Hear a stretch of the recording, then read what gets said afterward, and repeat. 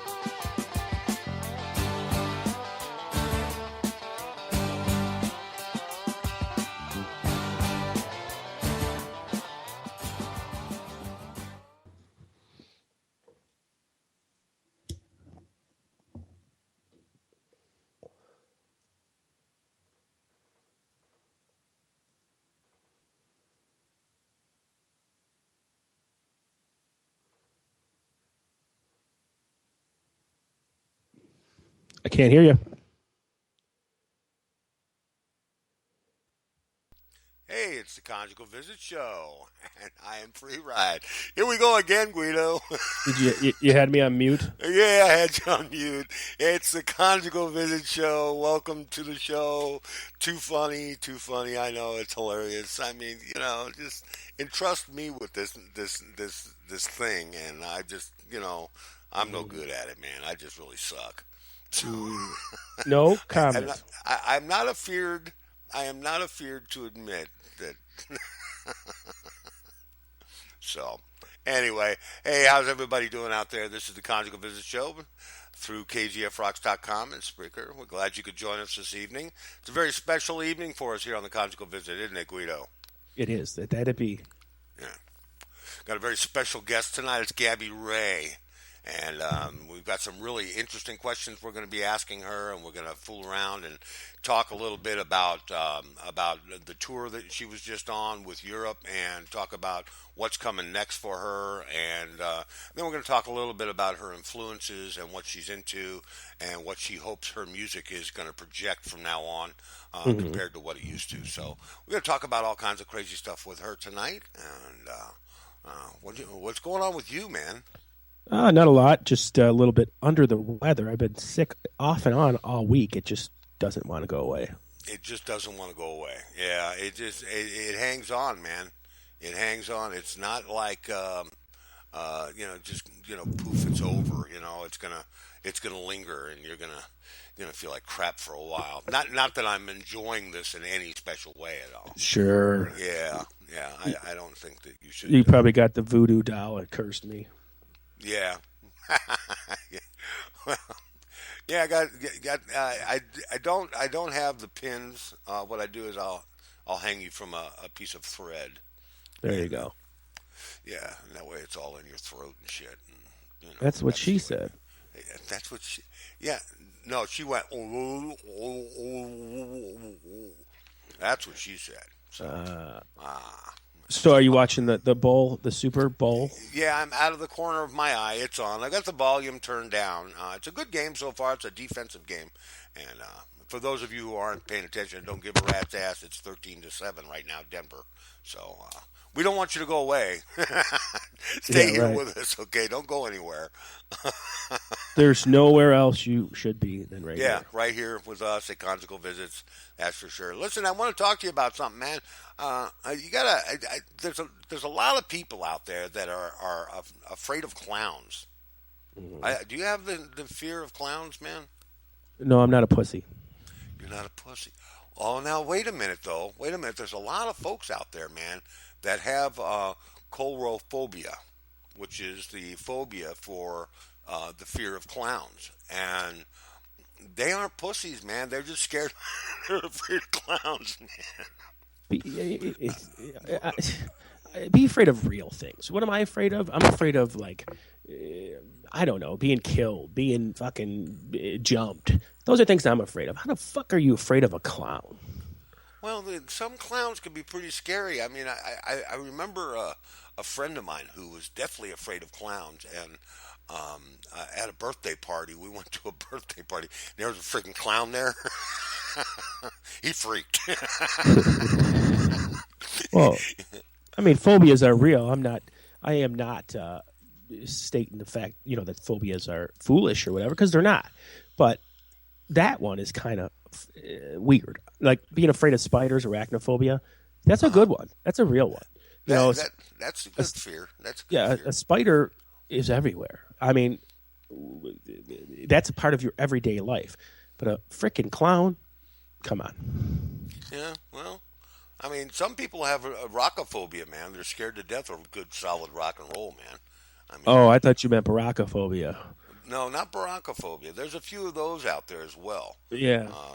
But I've been afraid of him for a long time, so we won't go there. But no, rockophobia is where they fear heavy metal, and they don't scared. You just made that shit up. Yeah, I did. If you're going to do it, get a better name than rockophobia. Yeah. And what other phobias are there, though? I mean, are there quite a few? A hydrophobia for fear of heights, right? Yeah. Isn't there a fear of gambling, where you're scared to death to go into a casino? No, that's the scared of your wife, because that's scared of your wife. You go in that casino, your life is over. I could see that. Yeah. But there is people. I have a friend he's afraid of. He's got shit. I can't even think of it. But he's afraid of large groups of people. He's oh my God. Is that? There's not a term for it, but he takes anxiety. He gets real bad anxiety when he's around groups of people. Now he can be in a room with you and me and Zookeeper and Wild Bill, and we all be fine. But go to a concert and he can't. We have to sit in the lawn section, and he's got to stand by the back of it where there is nobody. So he usually stands at the shows by himself, because I'm not going to stand in the back. You can barely see that there, Yeah. But he's truly, really has a fear of it. And the best part about it is his job, okay? He's a public fucking speaker. No, I misspoke. I just pulled up, and I'm a genius in this way. The fear of heights is actually acrophobia. The fear of heights, and the fear of, let's see, the company of people is anthropophobia. And that's a fear of a large group. It's a social phobia. Antiphobia. I thought it was agoraphobia.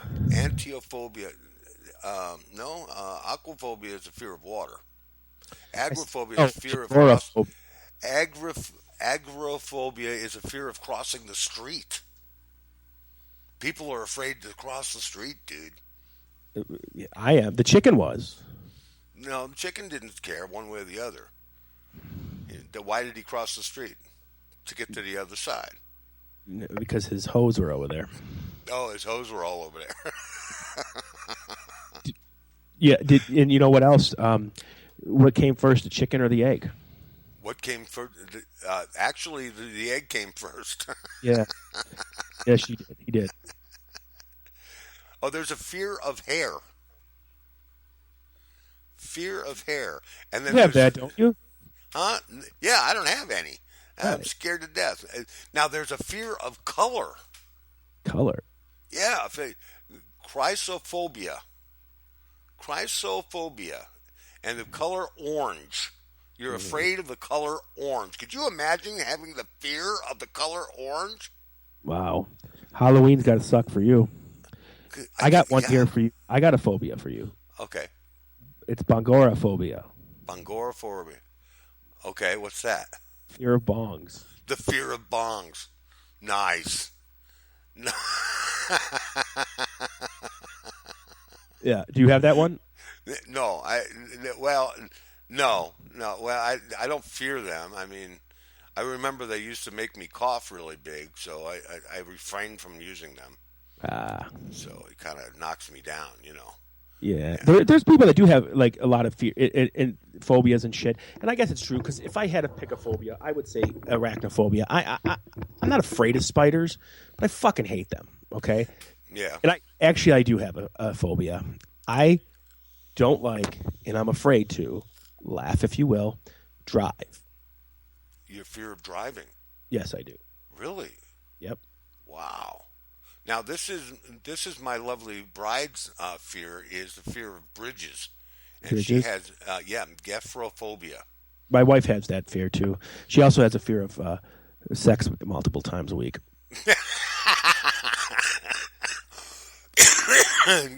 Gynophobia is the fear of nudity. Gynophobia. I fucking definitely do not have that. Gynophobia is a fear of women. That So gynophobia, gynophobia. So I would Gynophobia. imagine that only happens in the gay population. Now there's a fear of bad breath in here. Oh, I have that. It's called halitosophobia. Halitophobia. Yeah, halitophobia. I just made that up, and it's true. Huh? Yeah, it's true, man. It's right there. I'm reading it right here. I shit you not. Yeah. Hedonophobia, fear of obtaining pleasure. That I have that phobia because I never can. My ex-wife has that one. Yeah. My ex-wife has that one. Fear of obtaining pleasure. I Can't have make her happy, man. I have a friend who's a guy who has, I don't know what the element's called, but he's afraid of being raped. He's afraid of being raped? Yeah, he was raped once. He was raped, wasn't he? Yeah. That's what he said. Yeah. I can't believe it. Can't believe it. I'll be like, poor guy. Rape me, lady, please. Well, it I'm depends passed on out. what she looks like, doesn't it? I don't give up. Cat's ass what she looks like. Yeah. Are you kidding? What is different about sleeping with an ugly woman or sleeping with a good-looking woman? Not much. Okay, they both have the same things, right? Right. The same tools, and You got to look at them. that's why they They've created. got to be somewhat attractive. That's why they created lights. You turn them off, You turn them off. Okay. or put a flag on her face and fuck her for America. Fuck her for yeah. There you go. But no, what I'm saying is, unless the person's ability for blowjobs or whatever is so much better than the other one, what does it matter? Yeah, that's true.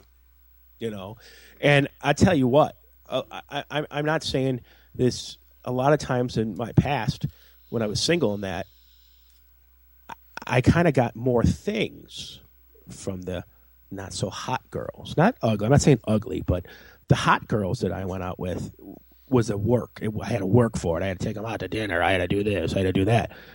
The not so hot girls, hey, you look good. Let's go to your place. I mean, big difference. Right. Now, there's a thing in here, buddy. There's a thing in here for oinknophobia. The fear of Oinkophobia. That's the fear of home surroundings and household appliances. No wonder we have homeless people. I have that. Every time my wife says, "Why didn't you do the dishes?" I'm going to tell her I have that. Oinkophobia. Oinkophobia. I could not do the dishes because I am writing that one down. And there's also a fear of pornography, dude. That's lame. It's called pornophobia. That is the lamest one I've ever heard. Why? Why would you fear pornography?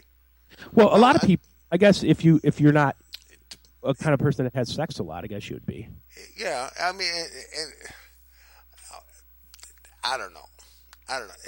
Pornophobia sounds more like a religious condition than a phobia.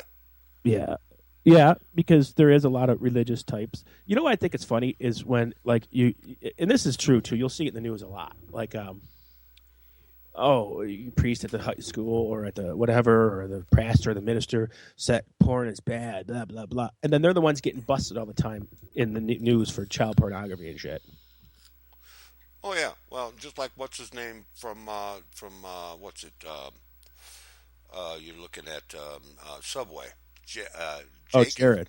Jared from Subway. I mean, who would have thought that he had been, in possession and actually made child porn? I mean, who would think that someone like that would do that? Why would you piss that away? Again, another occasion to laugh at someone who made it big, Right. To applaud them for, And there's also animal phobias. Yeah, that's a big one. That's a huge one. It's there's a lot of folks out there that have a fear of dogs. Well, that's a valid fear too. Okay, Yeah. a dog will bite your ass, and a dog will hurt you. That's Sure. a valid fear. Okay, again, clowns 90%, unless you meet John Wayne Gacy, clowns are not going to hurt you. Well, there's some pretty scary clowns out there, man. I mean, even Bozo was fucking scary. There's some pretty scary fucking people, period, out there. Well, but then you add makeup and that deceptive smile, and it's not all about that. So would you be afraid of Kiss if you had clownophobia? Well, so yeah, I bet you people would. Let's ask that. The audience, if you're out there listening, and if anybody out there has a fear of clowns, and I know there's at least one of you out there that is, hit us on our page, okay? Hit us over here on our chat. And come over and just hit us on chat and tell us if you are afraid of Kiss. Okay? And that'll give me every reason to love you even more. Or if you're afraid of animals and bugs, do the Beatles bother you? Well, yeah. Yeah, okay. And if you have a fear of sight and sound, you would fear Pink Floyd, wouldn't you? You lost me. Well, I mean, you got sight and sound combined, and you'd have a fear of that. I mean, if you're afraid of sight and sound, how can you be afraid of sight and sound? You couldn't live, There's a phobia in here. There's a phobia in here for. Let me see if I can find it again. There's a phobia in here for loud noise, sounds, and voices. A fear of loud sounds and voices. So loud sounds and voices. Yeah. So like a concert or a rock concert or what have you, or explosions. Okay. Well, explosions can be pretty scary. I'd be pissing my pants too if something exploded next to me. Okay. Matter of fact, though, go ahead. This is a no shitter, dude. This is a no shitter. Okay, hexacosio hexi conta exaphobia. Guess what that is? That is the fear of going to school, I guess, because that's a long ass word. No, the fear of the number 666. Why couldn't they just make it that? Why did it have to be 9,000 letters long? I don't know, but there it is, right before my eyes. It comes right after hemophobia, which is hemophobia is a fear of blood. I've got that. I don't like lots of blood, man. I don't either. I'm not into all that blood I'm shit. not. Well, the blood part doesn't, like, if I see it on television or whatever, it don't bother me. But when I worked in hospitals and nursing homes and stuff, and when I seen large pools of blood there, that bothered me, not because of the fear of blood, but because of the fear of what might be in that blood. Right. And if I touch that, well, I get that. So there's different aspects to the fear. I mean, you could show me a movie where blood and guts and there's blood everywhere and whatever. Don't bother me. But as soon as you show me blood on the floor and I'm in a hospital environment or any environment, I don't know if that blood's contaminated or not. You know what I mean? And that kind of bothers me. Things like that fear me, like stuff of the nature of that you don't know, the unknown. Are you still here with me, or am I gone now? No, you're going. You're good. Oh, okay. I mean, the fear of the unknown. You know what I mean? That bothers me more than anything. The fear of the unknown. Well, that's interesting. Fear of the unknown. Really? Like what's behind that door? Yeah, stuff to that nature. Yeah. I have. Now, I guess, now that we're talking about this, I do have quite a bit of phobias that I never even thought about. I knew the drive-in was one, but here's another one. Whenever I'm at somebody's house or I'm in a restaurant or even at my own house, I can't have my back to the door or my back to you're an Italian. Yeah, I have to see who's coming in. Yeah, you're an Italian. And that could be. Yeah. Whenever, they try to seat me at a restaurant, I always put my bride to the other side so that I can see the door. Oh, it's got nothing to do about my bride. It's just... Well, no, because I want to be able to see what's coming. Do you, when you're walking down the street with your bride, do you let her walk on the street side or the... No, she walks to my left. Okay. But here's my point on that. I do too. With my daughters and my wife, I do that same thing too. Right. With my kids, I did it. Right. But now we're in a society where we're supposed to be completely equal with the woman, correct? Right. So why I should not be and I still do this too. I still open doors for people. But why should I? If we're supposed to be completely equal, then why should I hold the door open, and why should I let her walk on the inside? Just throwing it out there. That's a good question. And I'm not against that. I just love to do that. I hold doors. I think I'm one of the last people that I know that still hold doors open for women. But then why don't I hold it open for a man? Why not? We're equal. Or why doesn't a woman hold the door open for me? I don't know. I still hold the door open because you can look at their ass without them knowing. Right. Because they have to walk past you. But no, I do it because it's the right thing to do. And that's the way I was raised. You hold the door open for a lady. And you hold, whatever. Like, there's people nowadays, dude. People it's not, no manners. I saw this guy. I was sitting at the red light in the car.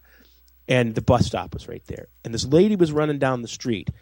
And the guy was getting on the bus. And she's screaming, hold the bus, hold the bus. He looked at her and waved and got on the bus and didn't tell the bus driver. The bus drove off. Really? Yeah. Well, what kind of phobia is that? The fear of being an asshole? I don't know. The fear of being an asshole? No, nobody's afraid to be an asshole. Everybody can be an asshole if they want to be. Right. There's no fear of being an asshole. There's a fear of assholes in general, I would think. I mean, nobody likes an asshole. And a lot of people have a fear of confrontation. Yeah, there's a lot of people have fear of that. And there's other fears too and are they really fears, or people like confrontation? It's not a fear of me. I don't like to get in confrontation. I don't like to fight with people, even though I do it well. When I get there to that point, I can argue anybody or fight whatever, but I don't like to do it. So, because it puts stress on me and I hate it. So is that a phobia, or just me being an educated person and thinking, well, if I fight with this person, it's not going to make anything better? No, it's not going to make anything better, but if you know for a fact that you're right, you should stand up for what you believe in. Oh, I stand up for when I'm right. That's a different story. That's the type of confrontation I'm talking about. Fear of fighting is totally different. If you're talking fisticuffs, that would be if it's talking like cold cocking some asshole, then no, there's no fear there, especially if I don't know them. Can I say something to you? What? The young lady we're having on tonight is young, so if you say words like fisticuffs, she'll probably hang up on you. Throwing that out there. Just throwing that out there. I'm just saying. Yeah. Well, as far as that's concerned, I'm not gonna, I'm not gonna be talking like the redneck trucker. Yeah. So don't worry about that. These are freeisms, man. These are freeisms. There's another one, fisticuffs. Fisticuffs. Boxing. Fighting. I know what it is. My great-grandfather used to say it all the time. Oh, okay. See, then you understand. Yeah, he was born like 1887 or something, though. 1880. No, he wasn't that old. I don't even know how. Yeah. Over on the great boat. Actually, he did. It's came over on the boat? Yeah, I did you ever see Ancestry.com and all that? Yeah. And I joined it for a couple months last year or the year before when I had a good job and I had some disposable income. So I did trace my family tree back so far. My Italian side, my dad's side of the family, only got here in the 1900s. Oh, really? Yeah, 1900s. So my Italian side was been here since the 1900s, 1905 or something like that. Okay, right. But now I'm German too. Now my German side has been here since the 1700s. Oh, really? So it's like late 17, early 1800s. So my mom's side of the family's been in America 100 plus years more than my dad's side of the family. It's weird that how that stuff works, when you trace back your ancestry and all that. Right. And then you find out people that you didn't know you were related to and all this. I think it's a good thing to have people do that. Well, on my mother's side, it's Indian. It's American Indian. And then on my dad's side, it's European. It's the Ukraine, Germany, and that area there. It's actually Eastern Europe. So the Right. Ukraine, Yugoslavia, places like So that. your mom's side's been here forever. Forever, yeah. It's Lakota Sioux was my grandmother. Her grandfather was at Wounded Knee when what's his name, Crazy Horse, got killed. Oh. So it was all that was all part Yeah. of the history. So yeah, I pretty cool. I bet to some degree that most of my ancestors were in mafioso or something. Oh yeah. I guarantee you somebody in my family, in my bloodline, has been in. I don't know that for sure, and I really don't want to know. But it's almost, we were not a wealthy Italian family growing up, none of us. So I'm sure the ones before us figured out ways, And would you like to know if your family was part of something like that? I don't know. Well, yeah, I'd like to know. Why though? Yeah. What if they were? What if your family, you found out, are part of something like that? Would you want to be part of it too? No, I wouldn't want to be a part of that. No, none of that. None of the outlaw stuff. No. I just live my life. Thank you very much. Thank you. Would you ever go to them though? What do you mean? I don't understand. For help or something. Oh, for help? Well, I don't know.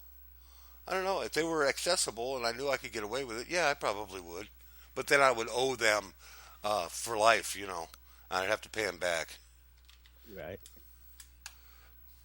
So yeah, that wouldn't be good. But anyways, what's the score on the Super Bowl? The score is 16-7 Carolina, and we're getting ready to bring Gabbie Rae in.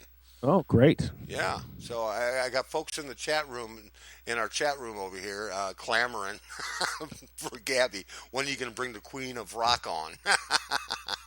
So we have people in the Spreaker Ray, chat? very shortly, dude. I know we're boring the shit out of you, but hang in there, man. She's coming on real soon. She'll be with us shortly, okay? Who's that? Ray Shove is on the phone, is on there. He says, okay, on a bus, I think could be sketchy, but okay.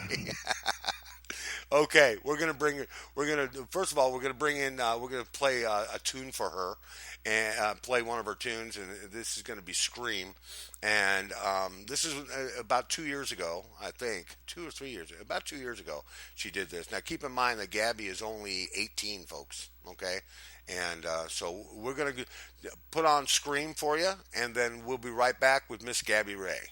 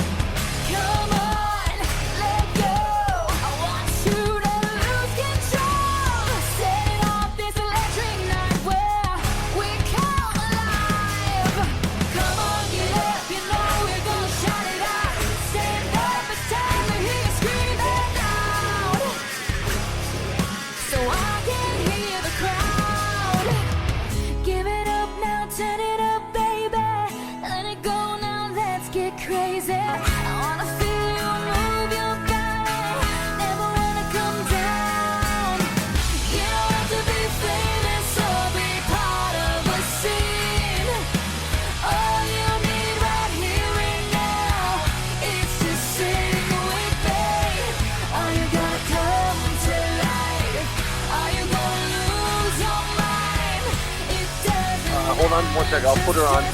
We got a bad signal on this phone, so hopefully it'll last the full interview. But I'll put Gabbie on, and here she is. Thank you.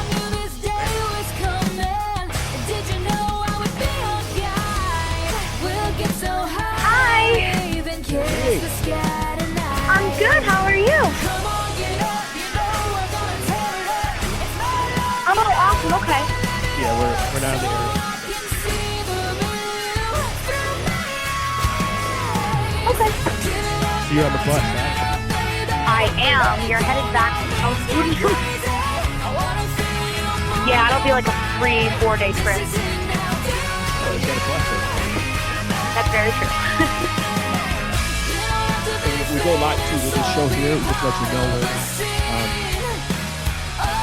not bound by things that the regular listeners do. So you can speak to it. Okay. Don't worry about it. I just say slip a word. Okay. Just be, free and be yourself. Perfect. You have I can do that. Probably personality. Oh, well, thank you. So before we go on, I want to ask you a question. Is your Uncle Jeff Buffalo? Not by blood. But yes. Because I heard that, and I just wanted to make sure. We don't want to say anything stupid. Well, I mean, everyone calls him my uncle, so if you did, you definitely would not look stupid. He basically is. It's just we're just technically not. I just wanted to get actually one of my friends played him.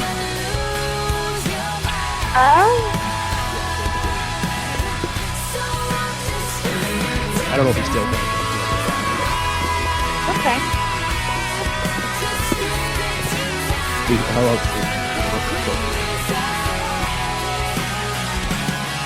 Another thing you work with, my favorite band in the industry, second band next to you. Oh, yeah. Oh, I love those boys. They're pretty awesome. They're the only band I've seen 4 times that I've met. Also. Yeah, well, I might have you beat by the number of shows. I'm sure.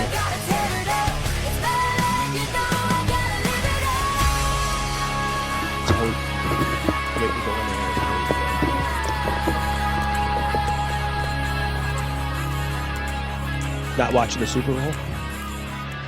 Well, we haven't been able to get it on the bus because we don't have, regular cable channels like NBC, ABC, CBS.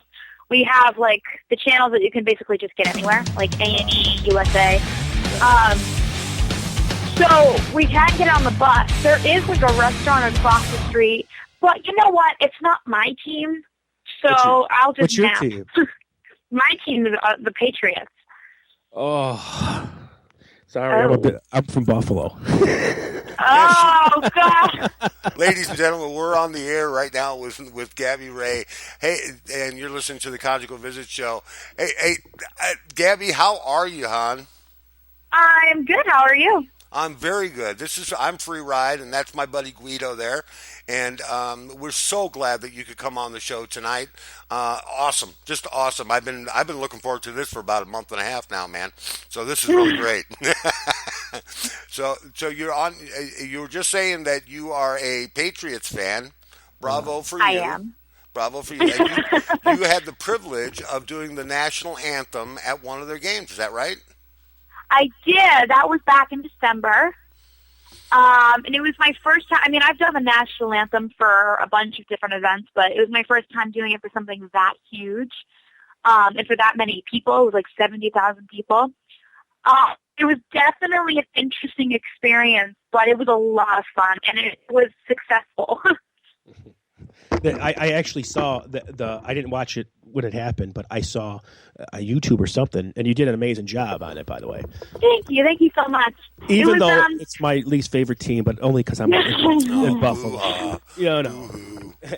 Oh man. Well, you know what it is? It's just the rivalry. It's that I don't hate them. It's just that I hate that they beat us all the time. Okay, I have a lot of friends who are Buffalo Bill fans. Like my friend Howie Simon. Howie Simon's a friend of mine, actually. Yeah, he's a huge Buffalo Bills fan. So, I mean, not that him and I get along in the first place. Right. And you know what I mean, because you know Howie. Oh, yeah, Howie's, he's from Buffalo. He's a big, and he's, oh, wow, I know him real well. He's he's working with Alcatraz now or something. I can't remember who he's with now. Yeah, he's playing with Eric Martin now. Eric Martin. Okay, it's been a while since I've seen him, but so that's cool. You know him, and you've played, Gabbie, with a lot of rock royalty. I would say. Can you let our people know of some of the people you played with? Oh wow. Okay. Let me see. I've had the honor of playing with Striper. I've opened and performed with Striper. I opened for Queensryche, and I got the chance to actually go up on stage with them when they did an acoustic show at the Rainbow recently. That was so much fun, and I'm still pinching myself that actually happened. I can imagine. Let's see.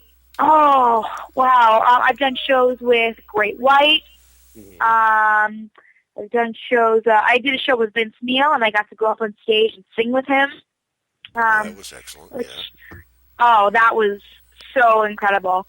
There's just so many that I'm starting to lose count, but it's all incredible, and I still can't believe it all happened.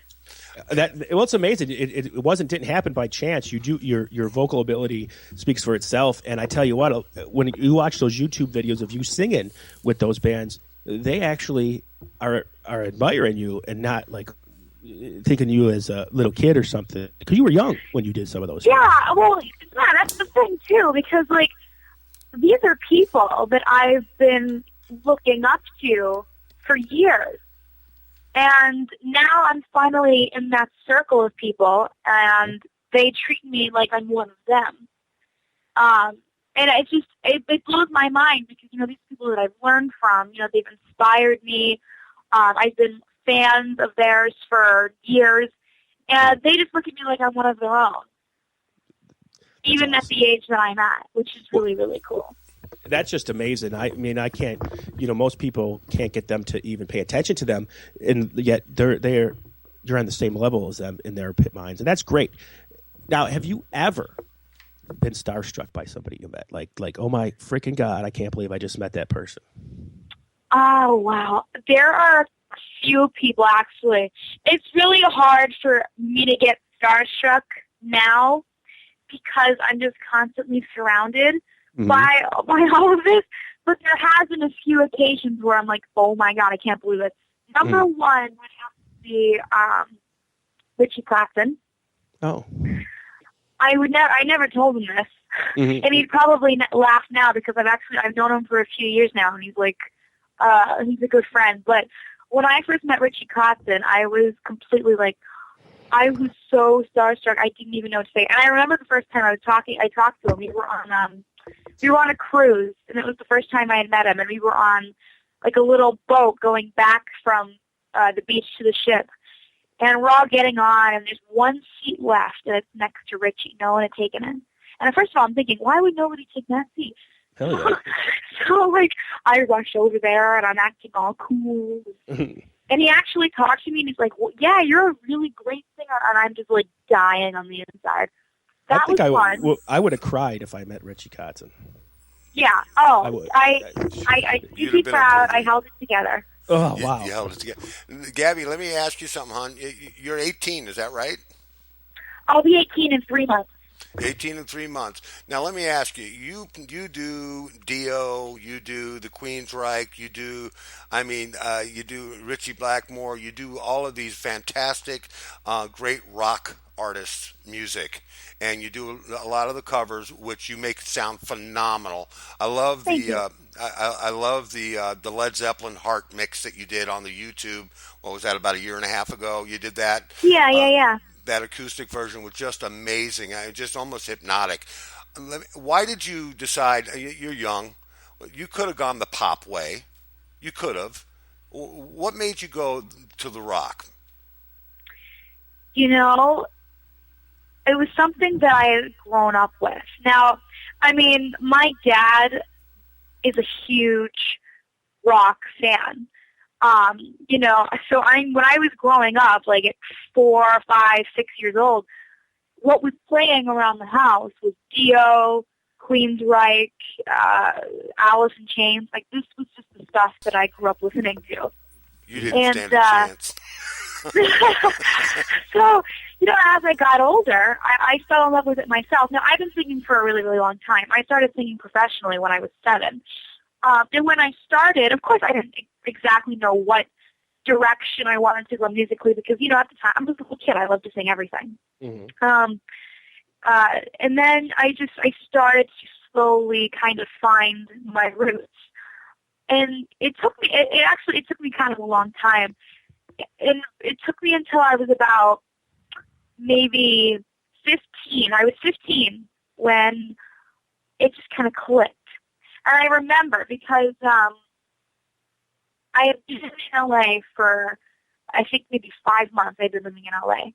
And Michael Sweet, who I had known at the time for already like 5 years, he randomly like messaged me one day on Twitter, and he's like, "Hey, Oz and I are doing an acoustic show at the Whiskey. Do you want to come down and sing?" Now, I was totally like in awe of this because, number one, I had never even stepped foot in the Whiskey, and I had also never performed with Michael and Oz before. So I was jumping up and down screaming yes. So I remember I went down there and I sang with them, and there was just something so genuine about the music that they were doing and the music that I was singing with them. You know, there was no, you know, fake choreography. There was no fake singing. It was all genuine. Mm-hmm. And I started to notice that more and more as I went on, that rock artists are like the most genuine performers. They just lay it all out there, and it's all real.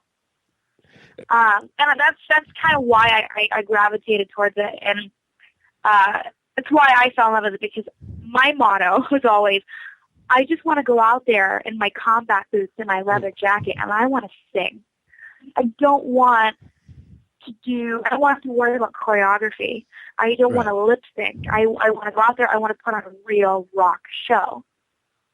And there's nothing wrong with that. That's an amazing. Actually, the way you said that was perfect. I love that the realism of rock and roll, because it is true. It's the only form, except maybe country, that is true to life. You know, it's not fantasy like the pop music is, and thank God, because some of the pop music today is just goddamn horrible. I'm sorry, but you know, it's it really is. So I've seen Gabbie do a couple of pop tunes, so and she does them well. The point of it is, though, is that rock. If you're a pop star, you're gonna get famous, make money, whatever, but you're not gonna have it forever. Rock stars have it forever. Power. Yeah. I mean, you know, they have it forever. Look at Michael Sweet. Michael Sweet's first album came out in the early 80s, okay? You weren't even thought of. I mean, I was probably 9 when Stryper's first album came out. But they're still making good music. They're not just out there. Their last album was probably my second favorite Stryper album of all time. They still got it. They're still doing it because they're keeping it real, like you said. I love that answer. That was perfect. Oh, good. that was probably one of the best answers on it of why you wanted to do rock and roll that I've ever heard in my life, because it really was. It was sweet. Perfect. That was sweet. Yeah. That was a great answer. Got to give me good kudos for the question, though, dude. We'll give you credit for the question. That was a very good question to ask. So Gabbie, I understand your old man is out there with you doing this tour you were just on. Is that right? Is he playing drums? He is. He's my drummer, man. He's been playing since he was like 4, and you know, he tells these stories all the time.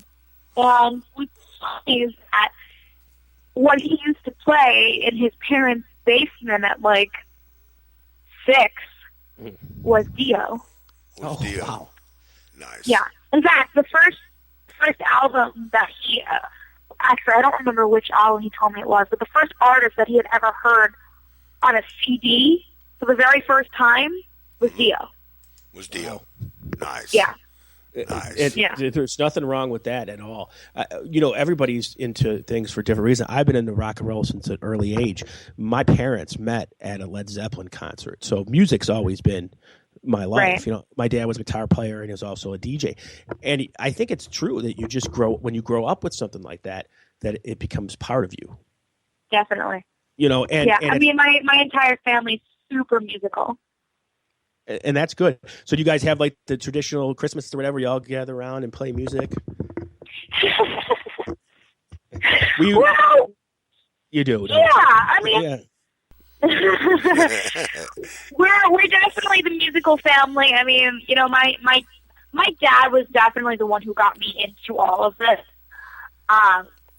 But, you know, my mom loves music. I mean, but here's the thing. We love rock music, and that's what we are at heart. We're rockers. Mm-hmm. But really, we love all kinds of different music. I mean, we appreciate good music. we're not closed-minded on it has to be rock, We're very open-minded to good music. So, we'll be in my house, and we're so diverse that it'll go from Alice in Chains and Motley Crue to Barbra Streisand and Lionel Richie. I mean, that's just the household that I grew up in, which is good because it helps me. It was my... Well, that's the same way I was raised too. I listened to the Black Sabbath, and then the next song would be the Bee Gees. And oh my God, my mom loves the Bee Gees. Well, I think you said Lionel Richie there. I think Lionel Richie is one of the greatest songwriters ever. He don't get credit, And see, that's cool because a lot of people just, they're not open to things, especially somebody your age. It's nice to see that. I have kids myself. I have a daughter who's your age, a little bit older than you actually, and she just doesn't like what I like, and it's fine. But then I got a young daughter who's 9 who loves rock and roll.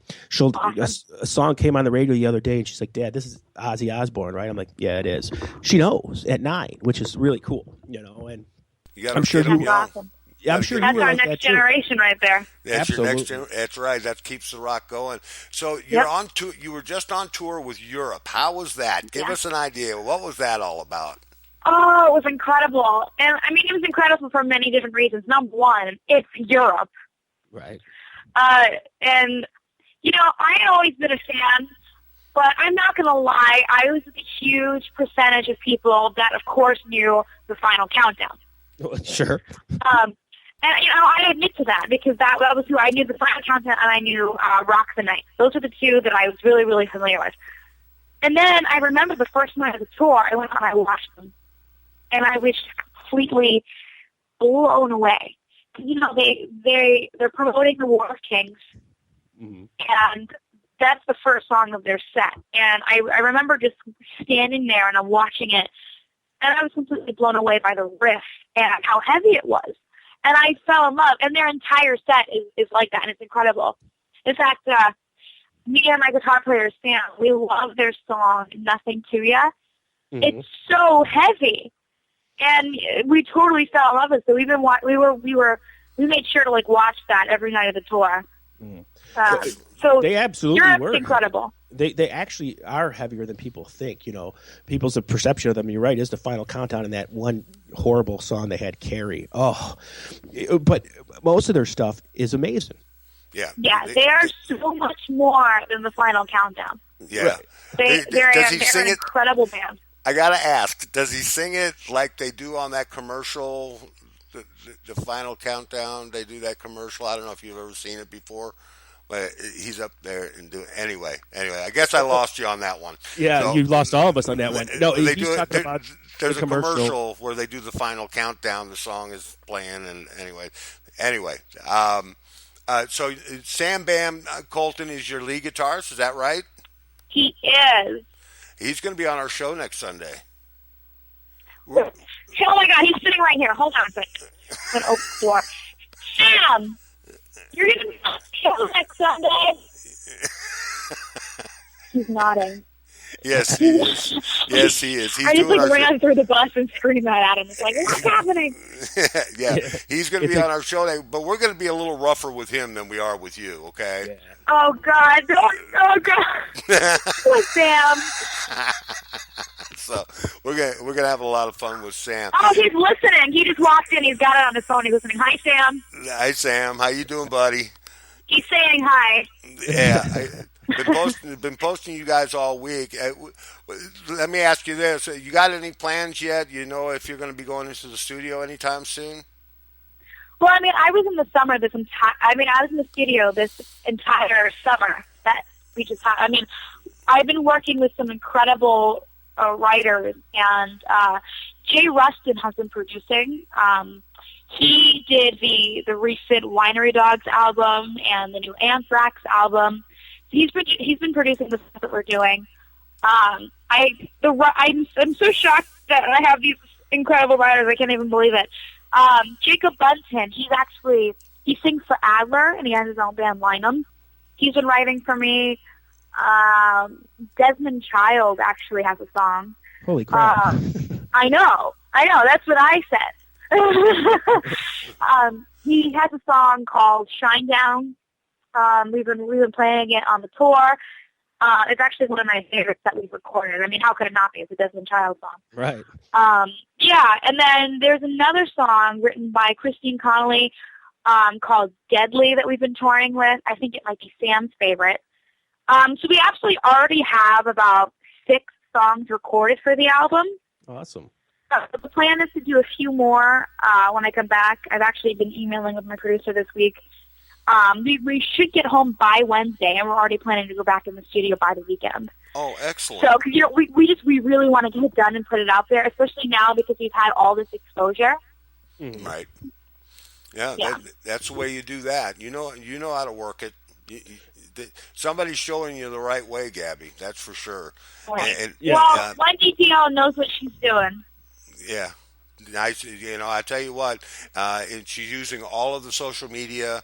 You're using the Periscope. You're using the Facebook. You're using the Twitter, and then also your music. Where can they pick up for sale? What do you got on? Are you on Reverb Nation right now, or what? I am. I'm on Reverb Nation. I have a single that was released a while back called "Scream." Mm-hmm. That's on iTunes. And there's also it was good. And the official music video for that is on YouTube. So we released that, but I'm really looking forward to this release. I think it's going to be a really good. It's going to show who I am as an artist. What we have so far is totally rocking. It's a lot of fun. Some of our songs are real fun to listen to, and some of them have like deep meanings to them. And it's versatile too. So it really gives people a good idea of who I am as an artist. So I'm really looking forward to getting that out. We're looking forward to it coming out. And there's a song that you do, and I love it. It's from Tourniquet with Tourniquet, and that's a awesome song right there. Oh, thank you. Yeah, and we're going to play it here. How did you get involved in that project? Actually, it actually really happened with Michael Sweet. Mm-hmm. This is a long time ago. I'm trying to remember. I don't remember who reached out to me first. I don't remember if it was Ted or if it was Michael who reached out to me first. But one of them reached out to me, and they told me about the project, and then they sent over the demos. And Ted was basically like, "Here's what the demos sound like, but we really want you to make it your own." Mm-hmm. And I mean, he gave me complete freedom to do what I felt. So I recorded that, and it sounded a whole lot different than the demo. And it was a lot of fun to do in the studio because I had that freedom. And we recorded it, and people really loved it. And it makes me really happy because it was something that I, had such a big part of doing. And then there's also a video for it. So it's gone over really, really well with the fan base. And, it was so great to work with Ted. Yeah, it was actually a great song. And so your video for Scream, too, it looks really professionally done. Who did that, and how did that come about? How was that process? The video was done, it was filmed by Dave Stabley, and he does a lot of videos for a bunch of different artists. He's really, really great. So he came out, he's actually from Albuquerque, I believe. Yeah, Albuquerque. And he flew out to California. And what I wanted for that video, I just wanted to show how much I love California, how much I love doing. It was basically a day in the life of Gabbie Rae in a music video. Cool. Yeah, so it was really, when we were filming it, it was really just, it was a lot of fun. We had fun with it. So I took Dave around LA. I took him to some places. We shot. I even took him all the way down to Hollywood Boulevard, and we just shot anywhere we thought looked cool. There was actually one scene we filmed in the video. I literally just walked down Hollywood Boulevard and sang the song. Oh. And that was interesting because, there's so many people on Hollywood Boulevard at all times. There's and a there's lot these people. of And there's just these people that are watching me walk down, singing at the top of my lungs a song that they've never heard before. Yeah. And of course they see these big cameras and they're like wondering who I am, and they're giving me strange looks. But that was one of my favorite parts of the shoot because it was so spontaneous. Right. Well, I can't see how they would find that ironic. Where are you from? I don't think it happens all the time, but maybe it doesn't. You know what? The best thing about the video I liked was the T-shirts in the video. You got a lot of classic rock T-shirts. Yeah, we did that on purpose. I loved it. Yeah, well, I want stuff that I love and I wanted people to know. So I would actually throw there's actually some subtle hints in there of who I listen to, who I like. So there's the Ozzy shirt, there's a Judas Priest shirt, and then of course throughout the video I wore my tri-rack. Yeah, I have every shirt you have, I think. The what? I said I have them all, I think. Every shirt, too. I have a collection, and that's my passion is collecting concert shirts. I don't know. Collecting T-shirts at concerts. Yeah, I have so many band shirts, because that's what I wear on stage. I wear black leather pants and a band shirt. Perfect. So just going to my closet, I mean, I've got 5 Motley Crue shirts. I've got a dozen Dio. I've got Warren. I mean, I've got everybody. I have my favorite one is I got this Warrant T-shirt back in the day, and it says on the back, it says censorship is un-effing American, and it was that's the coolest shirt. They made me take it off in school all the time though. Yeah, I have a lot of people give me band shirts too that are actually in the band because they know that I'm gonna wear it, and I'm like a walking billboard. That's awesome. Yeah, Jeff Soto gave me one of his shirts. I wear it around town and be like, hey, go listen to this guy. I would too. If people give me shirts, I'd wear them all the time. I wouldn't see it as you do probably, but I do go to the bowling alley on Friday, so but yes, there's also that. Send T-shirts. So now, when you play, obviously you don't have your whole, your own library. A lot of it. Do you, or do you play a lot of? I don't want to say cover tunes because that doesn't sound right, but do you do a lot of? Do you cover a lot of songs from other artists? I do. Before we started recording a lot of original material, I would go out and do a lot of my favorite covers. But we were always really careful on what we covered. I wanted to do stuff that people knew, but it wasn't super obvious. Oh, of course we're going to hear this song. Everybody does this. Right. So, for example, we do Barracuda by Heart, which I feel like a lot of people expect female singers to come out and do a Heart song. So I come out, I do Barracuda, but then I throw everybody a curveball, and I throw out Say What You Will by Fastway, which is something that a lot of people haven't heard in a long time. And it's so funny to look out into the crowd and see these people, their faces. Because we start the opening riff, and some people kind of turn their heads where? I've heard this before. And then you have those other people who just oh my God, it's Fastway! So, it's not something it's not one of those songs that, they overplay on the radio. It's not something that you hear all the time. So I like to kind of throw those in. So now we have a person right here in our Conjugal Visits chat room, named Ray Shove, and he's do you know what Ray Shove?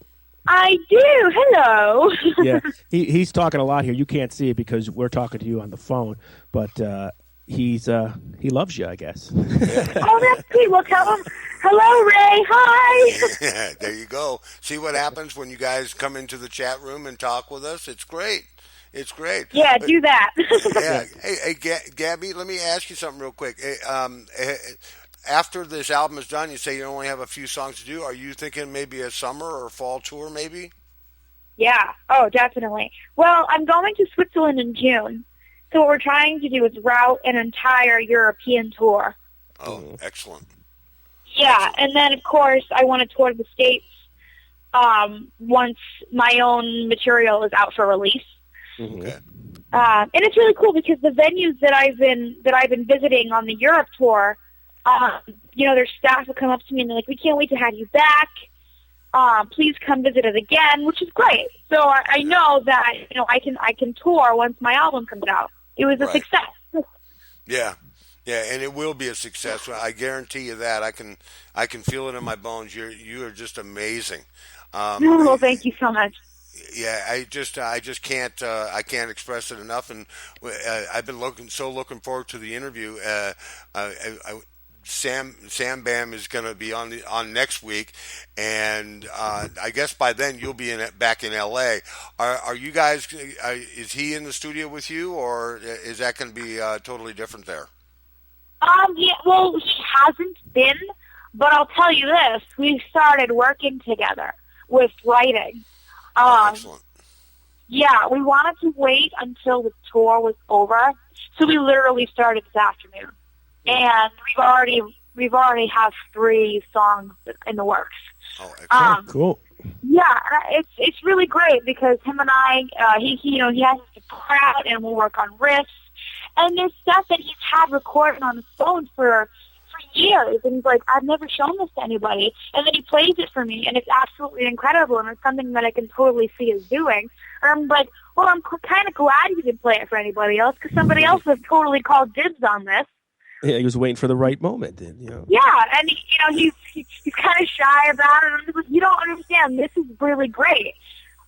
So I'm kind of pulling it out of him, like, "Give me stuff. Give me more, right? Yeah. That's outstanding. Hey, do you got a couple of minutes? Yeah. We're going to take a quick break. If you have to use the restroom, we're going to go ahead and play "Let the Wild Just Be Wild," if that's okay with you. Yes.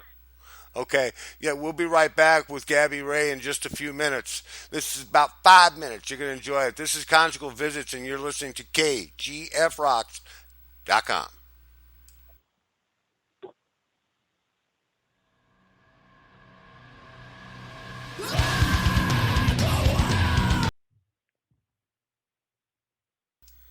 Yeah, that's Gabbie Rae, and you're listening to the one and only Conjugal Visit, and we have Gabbie on her tour bus headed back to California. You're on the bus, right, Gabbie?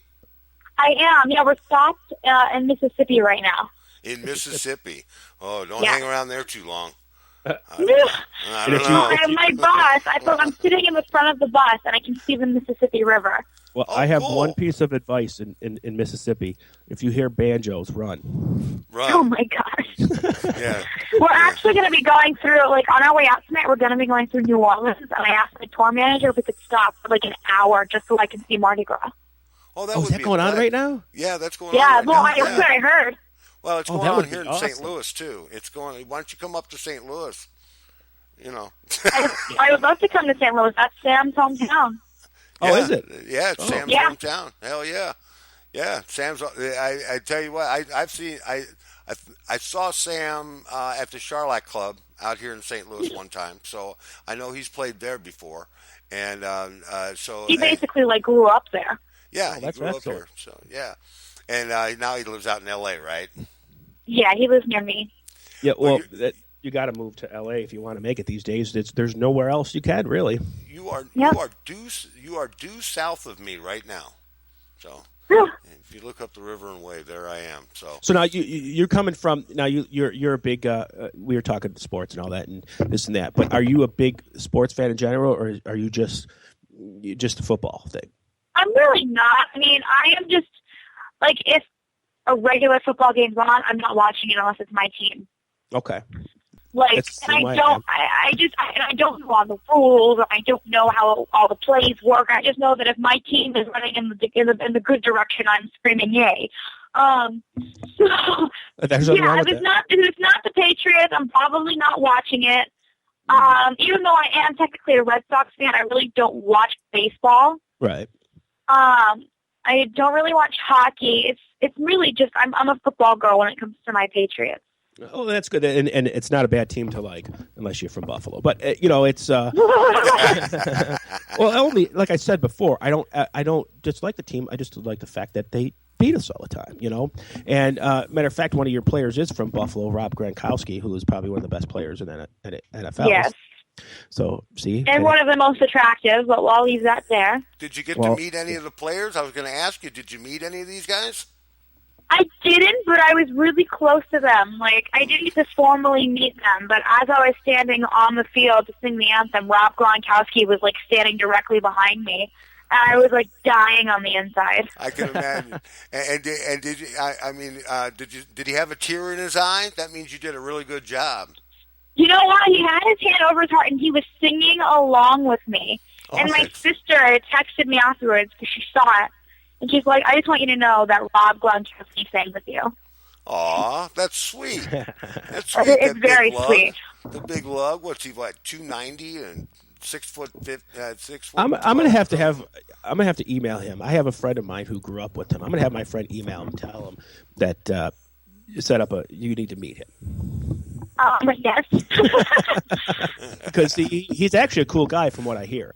A friend of mine did grow up with him, but well, he's got to be a cool guy if he has his own party bus. That's true.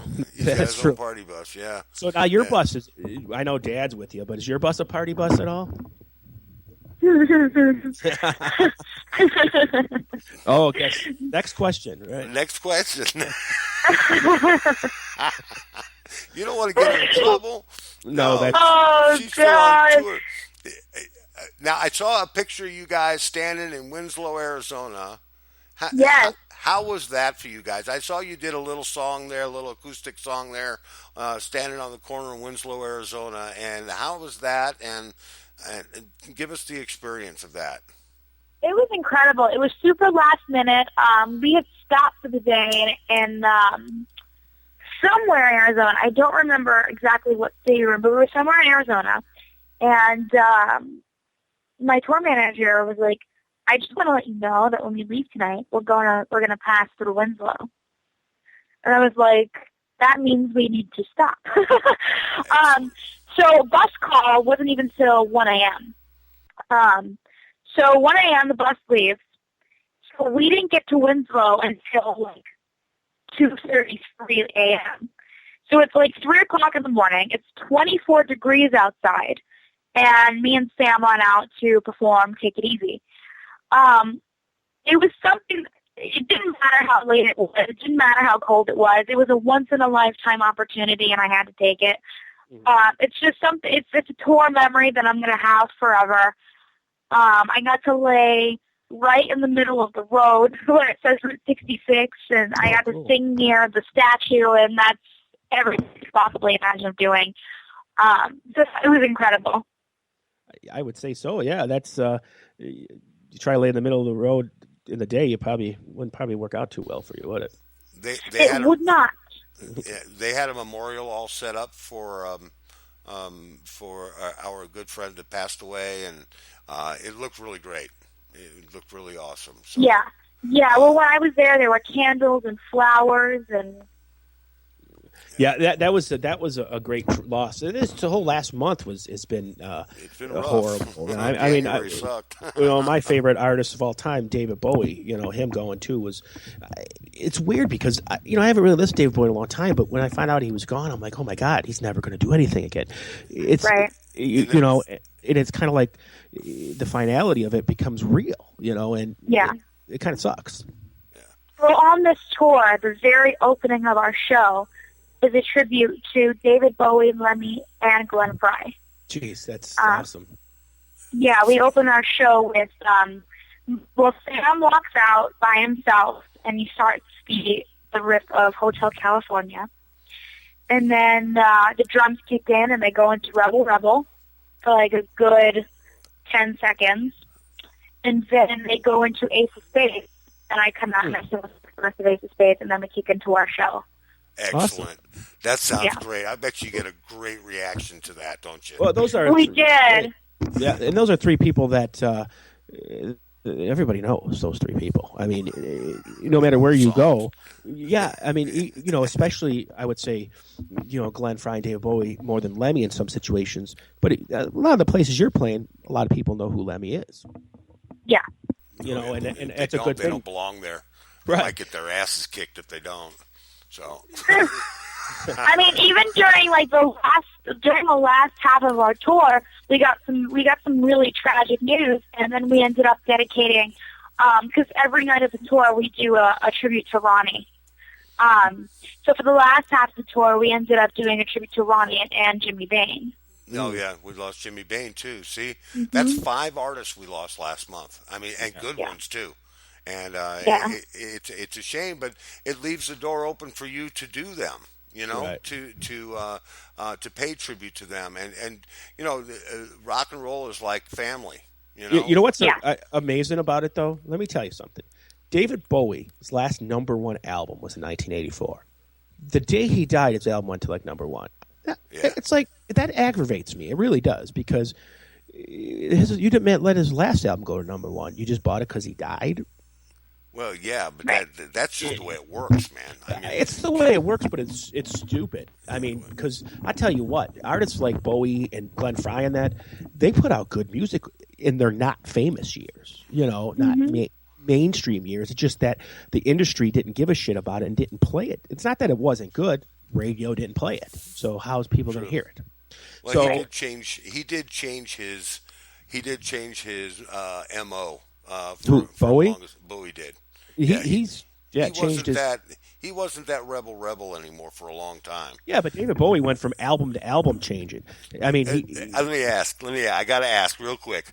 I got to ask. Did him doing Little Drummer Boy with Bing Crosby ruin his career? No. No, because right after that he had his most successful album. With Let's Dance. Let's Dance. And that's the kind of artist you are, Gabbie Rae, I think. It's kind of like a Bowie artist where not one genre defines you. Where right, and that's kind of what I tried to accomplish at an early age. I tried to make sure that I could be versatile and sing anything. Yep. One of my favorite artists of all time does that, and that's Prince. Now, yes. And I think that's great. Prince is some guy, you could do this too. I'm going to put a rock album out this time, but next time I'm going to put a little funkier stuff on it. And there's nothing wrong with that. Mm-hmm. As long as it's good music and it's done well, there's nothing wrong with it. Right, and that's the thing. I mean, even though technically the album that I have coming out is a rock album, I mean, there's so many different subgenres of rock. Mm-hmm. I mean, and I like them all for different reasons. Right. So even though my album is a rock album, I have some songs that are more rock than others. I have some that are a little more on the pop rock side. Mm-hmm. But it all goes together. Well, and you're right too. One of my favorite rock albums in the past 20 years, someone's going to laugh at this, is Kelly Clarkson. Yep. It is. That album. Well, no, I mean, rocked with Breakaway, Behind These Hazel Eyes. Yep. All those songs rocked. I mean, they were rocking. And then she didn't do rock again, but it is. That album was amazing to me. I'm sorry. And, a lot of true rock fans wouldn't say that, but I'm a music fan. Right. And another one for me is Pink. She released some stuff. Sure. That, and when, I've met with some different record labels, and they'll ask me, who I listen to and, what I hope to be. And I always throw Pink in the mix because she had the pop rock, but it was always a little more rock. Oh, it was always a little more rock. I loved, matter of fact, her first album was straight up pop R&B. And then when it got famous, she changed her whole image and did it her way. And I think she's that's because when she was that young, they automatically gravitate towards the pop thing. And then once she did her thing and she became famous, she got more creative control and she did what she wanted to do. Sure. And her songwriting partner at the time had a lot to do with it. Linda Perry, used to be in the band Four Non Blondes. Oh my God, I love Linda Perry. Oh, Linda Perry's amazing. And she kind of got Pink over that level, to where to find out who she was. And I love all those kind of artists, the ones that do different things. I know Free Ride doesn't like that kind of, he doesn't like Prince. doesn't like. Oh, I like Prince. I like some Yeah. of his stuff. I mean, some of his stuff was pretty cool. I think Prince was he was an American David Bowie. To be honest, I think Yeah, he that- was. It's actually a good. You know, thing to say. and you know, I think he had a Freudian thing with his mom, but I think he had a lot of good talent. He's a hell of a guitar player. I mean, if you've ever, I mean, actually gone to one of his shows, he wails on that guitar, and he works up a sweat too. He's a hard-working artist, and I love a hard-working artist. People like Gabbie and like Greg LeBon and all of these guys out there that are busting their ass to make a living at this. Are doing it not to make that living, but to express themselves, and I think that's awesome, and that carries and they believe in that family, that backbone, the Dios and the Baines and the David Bowies, and they believe in them guys as family. And when you believe in the family, man, you're gonna go places, no question. Right. Yep. So, But, Gabby, who is your favorite singer? Oh God. Are you serious? That's one of the hardest questions to ask an artist. I know it is. I'm not saying this because this is 100% the truth. I believe that Ronnie James Dio was like the best living vocalist of all time. Oh, Yeah. And I truly mean that. I mean, every time I hear him, it's just a reminder of how incredible he truly was. Mm-hmm. I mean, last night we were in Atlanta, and I was getting my first show, and I was putting the makeup on, and my tour manager walks in, and he starts playing Dio, and I'm listening to it. And it's a song that I've heard so many times, and I was still just like, wow. Right. Every time I hear him, I go, wow. No matter how many times I hear the song, no matter how many times I hear him sing, every time my reaction is wow. And not only that, his stage performance, he was a live performer, he was a great vocalist, and he was just incredible at what he did, and that's why he's my inspiration. I mean, seriously, I believe he was the best. And there will never be another Ronnie James Dio. Not a lot of artists can go on stage and outperform their album, and Right. he did that. There's a few other artists that can do that as well, and that's like Mick Jagger can do that, and Lenny Kravitz can do that, and then also you've got guys like the Eagles. They go out on the stage and they blow it off. They blow it off the album. Yep. They do a better live show than they do a studio album, and I know that you love to tour, and it's not because I'm being melodramatic here, but it's not for the money. It's to get you out there in the world. Is that right? Mm-hmm. Oh, that's 100%. That's exactly right. I mean, touring is what I've always wanted. That was always the goal, was living in a tour bus, going from city to city, thanking a different city and a different audience every night. That was exactly the plan. And it's finally here, and I'm still pinching myself because I still don't think it's real. Right. Well, it is. It's real. Let us tell you, it's real. It's for real. And I've seen some of the pictures. You guys look like you had a wonderful time, and we did. It was an overwhelming success. It looked like you had some really good crowds, and to come out to see you in Europe and them guys, believe me, they came to see you too, Gabby. I'm sure of it. Well, yeah. I mean, that's also really. It was such a shock for me because feel like every artist feels, and because I've heard so many stories of, well, this artist used to feel the same way, and it would be like a legendary performer that you would never have any idea what thinks this. But there's always that moment when you're in your dressing room and you're thinking, are there gonna be people out there for me tonight? Every artist had that feeling before they go out, even the biggest. Right. So I would be so shocked when I would go out there, and there would be people singing along to Scream, and there would be people wearing Gabbie Rae shirts, and holding up my posters, and awesome. And then I would finish my show, I would go to the music table, and the line would go so far, and it surprised me every single night. I'm like, there's this many people here for me. I'd be happy if one person showed up to hear me sing, but Yeah, I mean, yeah. I actually, if I had anybody show up, they'd probably all run. But that's why I do the DJ and leave the singing to somebody like you. Now, Sam, he's going to be on next week, and I know that, and he's a pretty accomplished musician himself. Is he an important part of your show now? He is. He's like, we've been trying to get the full band going here, and Sam is he's my right hand man. Awesome. Basically. Not to compare, but I always call him my Sambora. Yeah, Sambora. He's my Thrash. That's kind of wow. That's a compliment. He's my right hand, and he's gonna be with me for the next 30 years. I'm not letting him leave. Oh, good for you. Now, we talked about your dad being on drums, and Sam is on guitar. Who's playing bass for you? On bass, I have Chris Raposa, and he's actually from the New England area where I was from. He's known my dad for years. They used to play together. Incredible bass player. He toured with Iron Maiden like the year I was born, like way back in the day. And he's done his own projects. You have surrounded yourself with experience, young lady. Yeah, I know. And my other guitarist, his name is Tony Alleman. He's incredible. He's been playing with me for about a year now.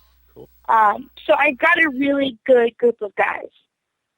And that's important. You're only as good as the people around you. And it seems like you're a family unit. Like we see the pictures and all that. It looks like you guys get along, which is a good thing. We do. We've been on a bus together for 3 weeks, and there's been no fighting. No, are we there yet? Are we there yet? Are we there yet? Are we there yet? Yeah, I can hear it now. So Yeah. if you guys on the bus, I mean, you guys, I'm sure you do. You get a chance to sit down and pick up a guitar and just strum some things out and work on some music, then, huh? Yeah, that's what Sam and I have been doing all day. And we'll be doing it for the next 4 days on our way home. Between that and Monopoly, we're good. I mean, we've been playing Monopoly so much on this bus. Like, me, Sam, and Tony have been playing Monopoly, and it gets heated. Oh, really? Oh. It gets heated. You should make a Monopoly YouTube video. Oh, my God. Monopoly can get heated because people get pissed off in Monopoly. Oh, I was the person that flipped over the game board in aggravation. Oh my God! Yeah. Do either of you know where Monopoly started? No. It started in World War II. The POWs being held in Germany were receiving care packages from the United States from the Red Cross, and there would be a game of Monopoly in there for them, but hidden inside the game board were maps and information and code words and stuff like that, hidden from the Germans that came in through Red Cross packages. Interesting. And they would play Monopoly, and it would be a Monopoly. I was watching that today on Little Known History, so I'm educated. Anyway, but as far as the tour bus is concerned, what are you riding in, man? I got to know. What are you riding in? We're in a huge bus. I don't really know. I don't really know exactly what model, but I know that it's really cool. We have a front lounge. We have bunks for everybody. And there's a back lounge. I mean, it's a really big bus. Wow. It's white. And we call him Boosh the bus. We named him Boosh. Oh, Boosh, huh? That's cool. You got a lounge in the front and back. You're riding in style. Yeah. We really are. That's great, and that makes a big difference because especially you're on the road, you pay for hotels. It's too expensive. You got a place to sleep. That's awesome. Mm-hmm. Where you can sprawl out. A lot of people can't do it that way. That's awesome. So now you're going home, and how many shows did you do at Europe? 15, I believe. Oh, awesome! And they're a good bunch of guys, huh? Oh, they're incredible. They're so supportive. They're big Gabbie Rae fans. Awesome. They're from, I forgot where they're from. Is it Austria? Sweden. Sweden, that's right. And I remember them back in the day. I seen them actually. I didn't go to see them. I went to go see somebody else, and they opened up for them, and I loved them because when they came out, I hated the Final Countdown. I said, this band sucks. But then when I heard their other stuff, so that's why I tell people, don't just, mostly the songs they release to the radio are the ones that some guy at the record company picked, and a lot of the times I find out that the singles are the better songs on albums. It's incredible. They're great writers. And what's good about their music is their stuff is catchy. Like, we'll be listening to their stuff, we'll watch their show, and then for, the next, day, we're all just kind of humming the different riffs of their songs. Wow. It's catchy, which is good. It's extremely marketable. Yeah, it is, and it's great. So now your album, you're doing that now. Are we going to be able to? This is the one thing I want to say. You got Desmond Child writing for you, or song, whatever. Yeah. Just think of this. He wrote most of the biggest hits for Bon Jovi. Yes, I know. You got this guy writing for you that gave Bon Jovi his mansion. That could happen. That'd be awesome. I mean, that right there alone is worth it all. Is having a guy like that write for you, and the other guys you said too are great too. But Desmond Child just threw me back. I mean, I've always been liked his music, and I can't wait for that song. So we've been playing it live. You might be able to find some footage somewhere. It's called Shine, and it's actually one of my slower songs. It's actually a ballad-ish. So it's like a mid-tempo. Ballad. And it's one of my favorites to perform live. Okay, I'm going to definitely look for that because I know he's a great songwriter, and I know the song's going to kick ass. Hey, have you ever? Thank you. Have you ever thought about doing a Janis Joplin cover at all? Oh my God, people tell me that all the time. We really should. I mean, you could do Summertime or Baby Don't Cry or something like that. I really think you could blow that out of the water if you made it your own. Yeah, I get that all the time. People always tell me to do Janis Joplin. Just do one for the fun of it. Even an acoustic version and see how it rolls off. Because I really think you could pull it off. I really do. I think you could pull some of that bluesy stuff off. That southern blues. Even though you're from the Northeast, you could pull off some of that southerly blues. Well, you know what I like that you do is, of course, people would say Janis Joplin and that associated with being a woman. I like the fact that you can do hard rock, Dio, whatever, man voice, and make it sound not like a girl doing it. Not that you sound manly, but you make it yours, and you actually make it sound like you're really giving them a lot of tribute. I'm the way I'm saying. I love the way you sing Dio and songs like that. Just makes me realize that. You don't need to be this or that. Only a guy can sing this. Only a girl can sing this. That's all BS. You proved that wrong. So good job. Thank you. It's fun to sing live because it's super inspiring. Because as soon as because on this tour we did 2 back-to-back Dio. We did Dio and Sabbath back-to-back. So we started with Last in Line. And as soon as that opening riff starts, people just go insane. And you literally see them light up. So every night I get to see the magic of Ronnie all over again. And it's so inspiring. It is. And I know he did you ever get to see him live? I didn't, and I never had the honor of meeting him either. That I never met him either, but I saw him live once, and I actually didn't see him with himself. I saw him when he was back with Black Sabbath, and they were Heaven and Hell, and I saw him on that tour, and I forgot how good he was when he was in Black Sabbath. Because he doesn't suck at anything. It was a Rainbow. It was the best version of Rainbow, in my opinion. Black Sabbath, I'm not going to say it was the best version, but it complemented the Ozzy version. It was different. It wasn't the same. I love everything he did. And matter of fact, Holy Diver, I wanted to become a guitar player because of that, because Vivian Campbell just opened up my eyes to everything. Yeah, you aimed way too high because you can't play guitar.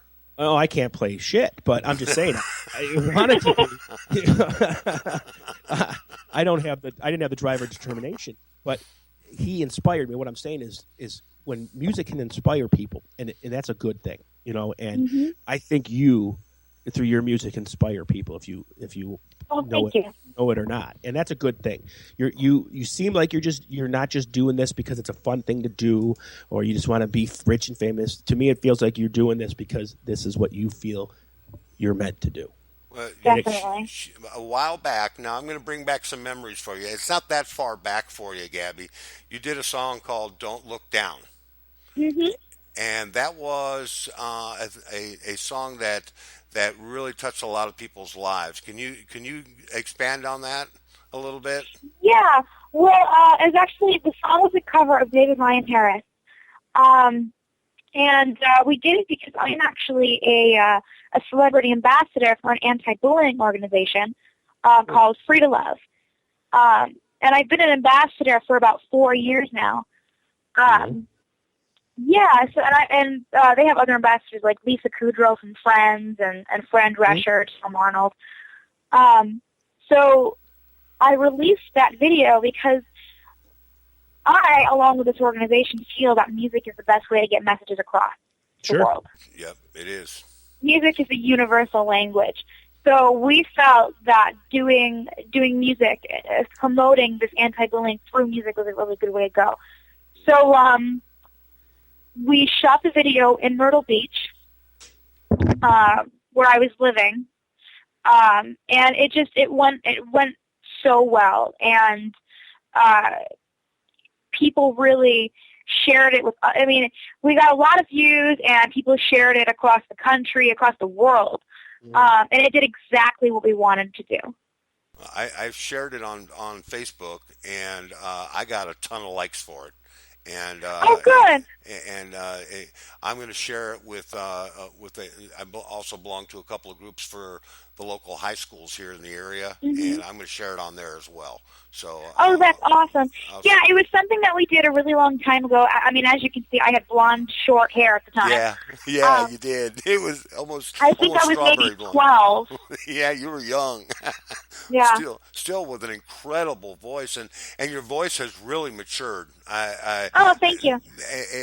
As far as that's concerned, you don't want it to mature anymore, do you? Or do you want it to, Well, people tell me all the time, I wonder what your voice is going to sound like at 25. And it makes me wonder, like, what's going to happen. I don't want to jinx you at all. But see, you're you're in the right genre, though. You're in rock, because rock never dies. And it is rock and roll is forever. Pop is for today and gone tomorrow. Because you'll notice what happens to most of those pop artists. 80% of them are one-hit wonders, and they're down the road. And rock and roll is forever. And you picked the right timeless. genre. It is timeless. It's one of those things that it regenerates. It might go away.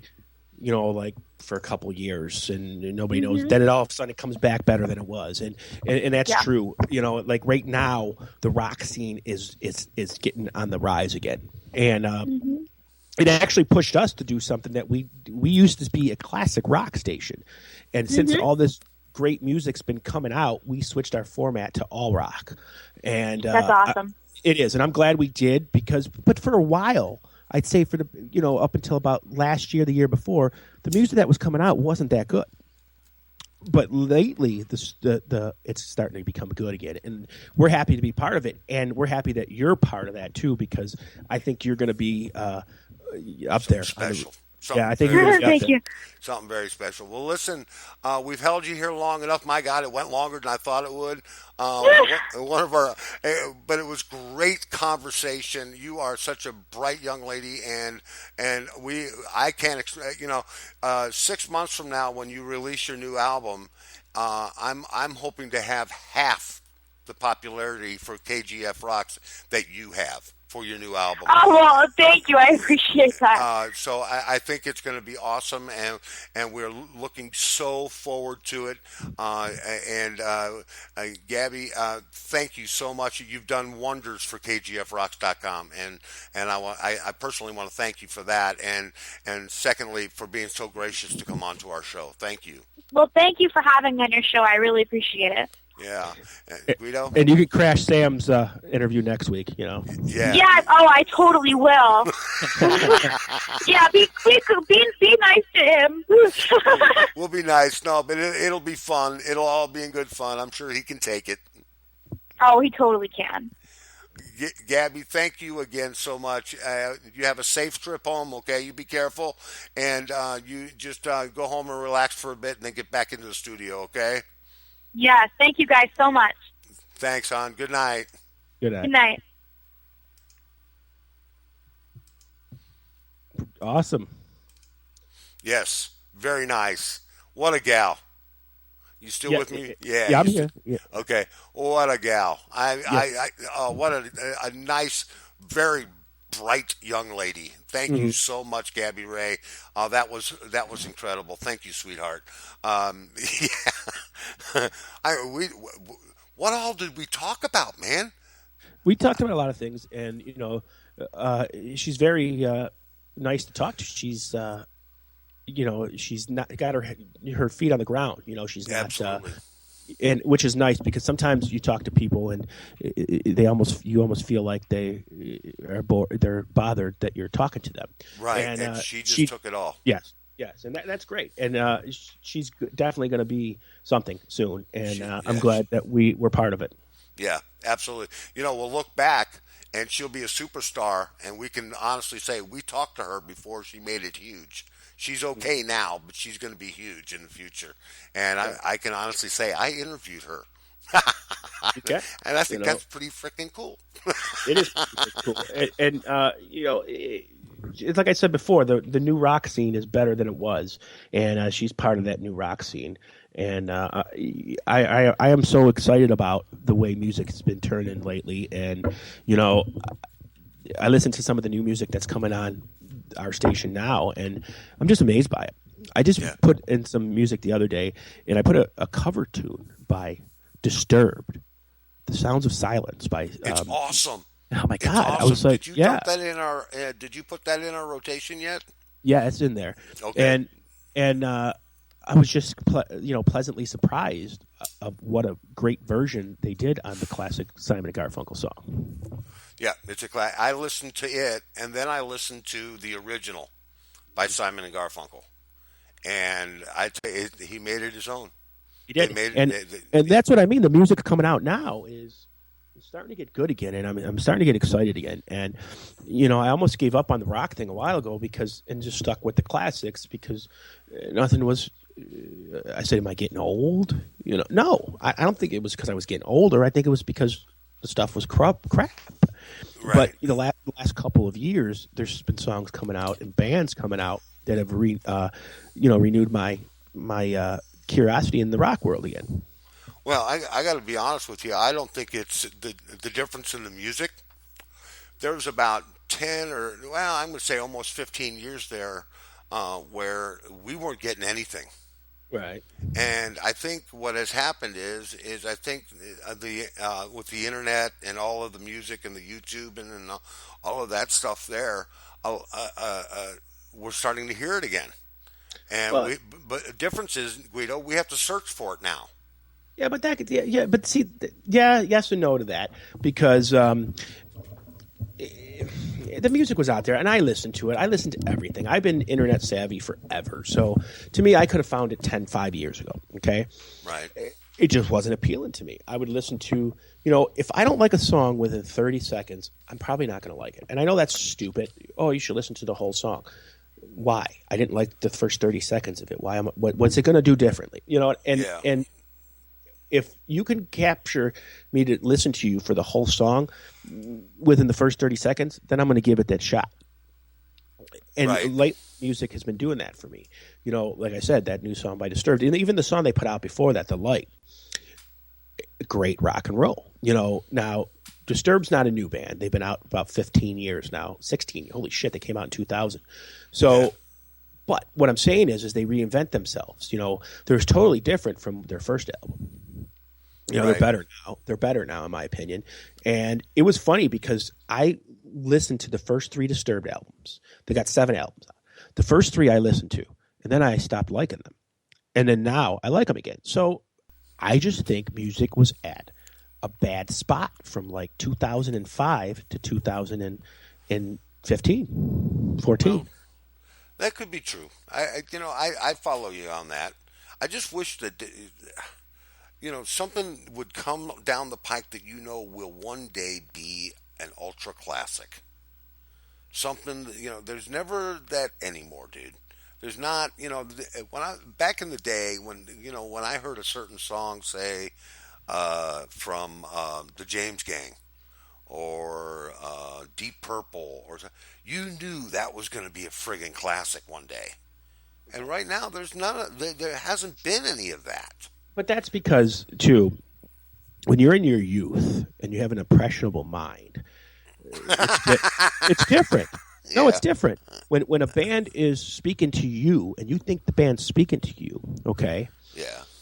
They're going to make a lasting impression. When you're an adult and you listen to music, it's different. So the kids of today are thinking of these songs that are coming out like you did for the James Gang because it means something to them.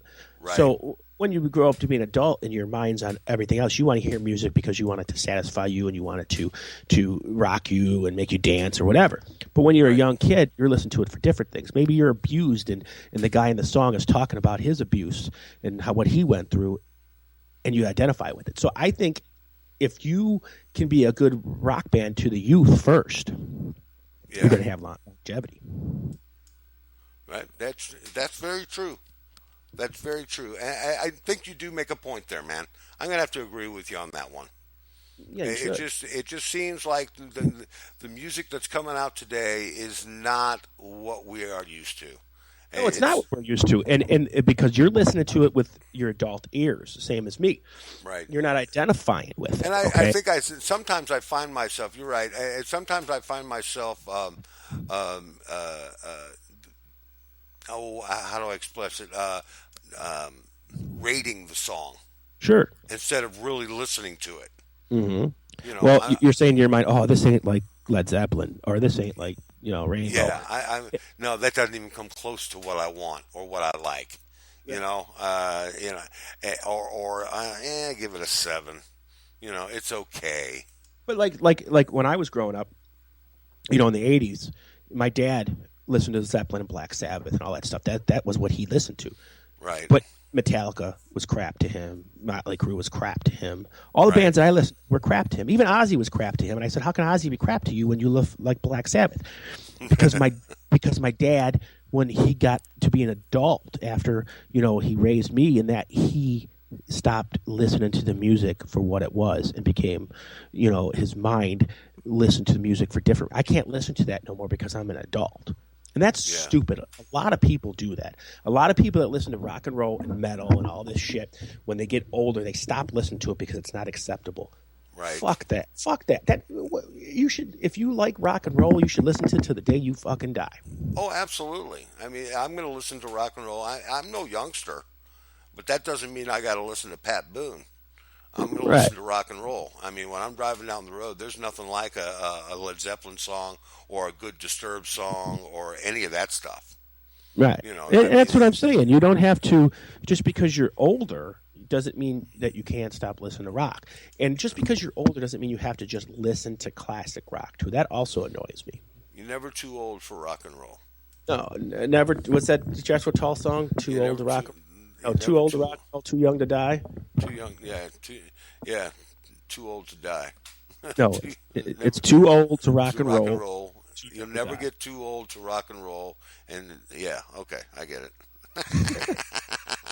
Whatever. Anyways. Whatever. Anyway. What's the score on the bowl? Or is it it's over yet? over. And the Denver Broncos defeated the Carolina Panthers by a score of 24-10.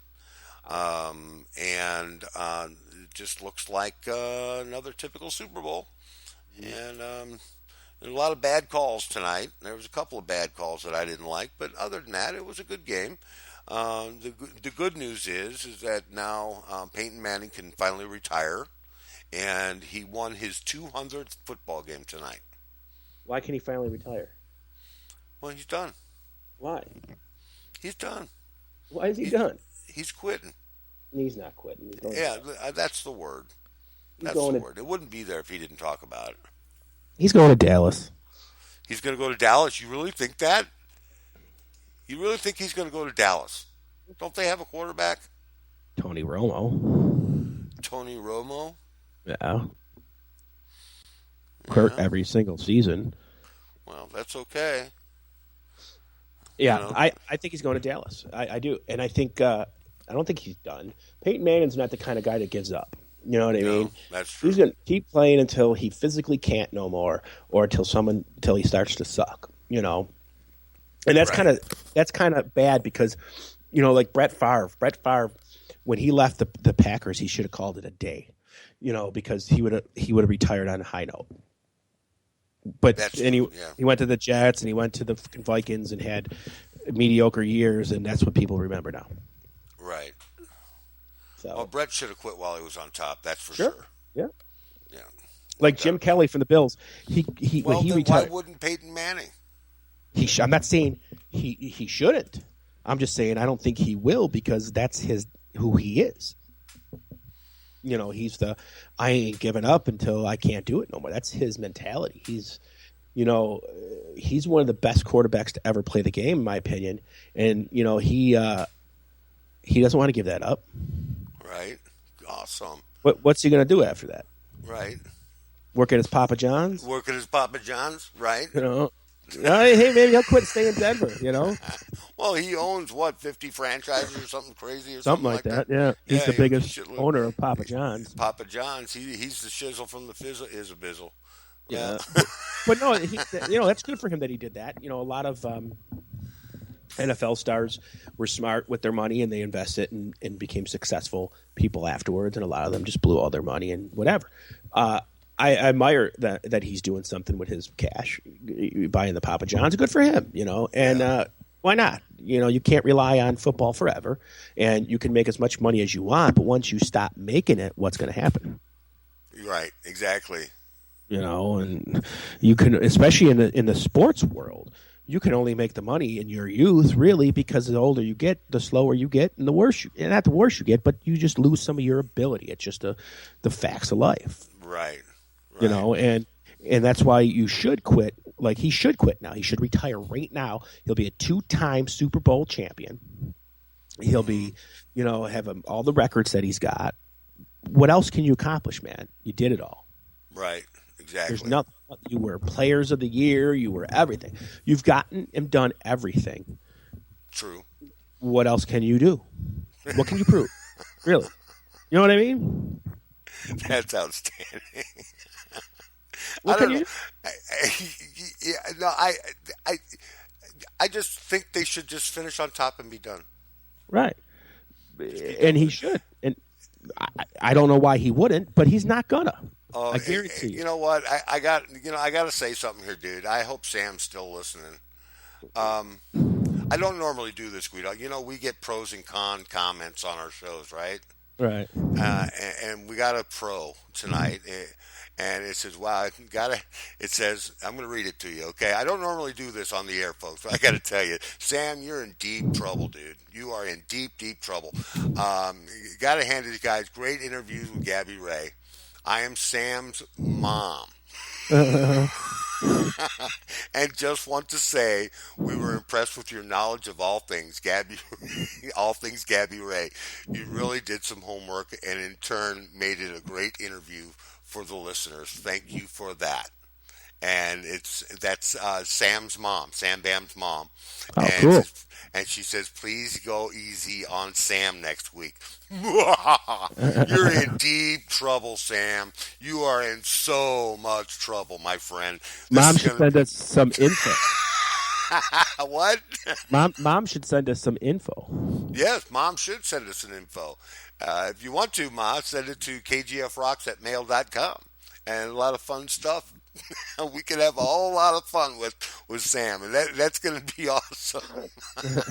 Next week, Sam Bam Colton will be with us, lead guitarist of the Gabbie Rae Band, and he will be on next week. Don't forget about all of our other shows on kgfrocks.com, where we rock 24 hours a day, 7 days a week, worldwide. That's right, worldwide.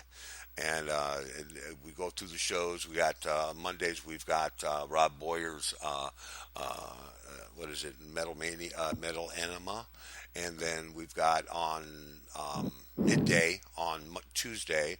We have Diamond, our new DJ, and then we have on Wednesday midday we have Wild Bill Hill, and then we have you, Guido, the king of classic rock. And then we have on Thursday, we have midday, we have Zookeeper Bob, and then Saturday we have Zookeeper Bob, and I think Wild Bill's on Friday too, right? Yeah. He is. Yeah, I think so. It's either that or and sometimes Free Ride is. Sometimes when I don't have to work.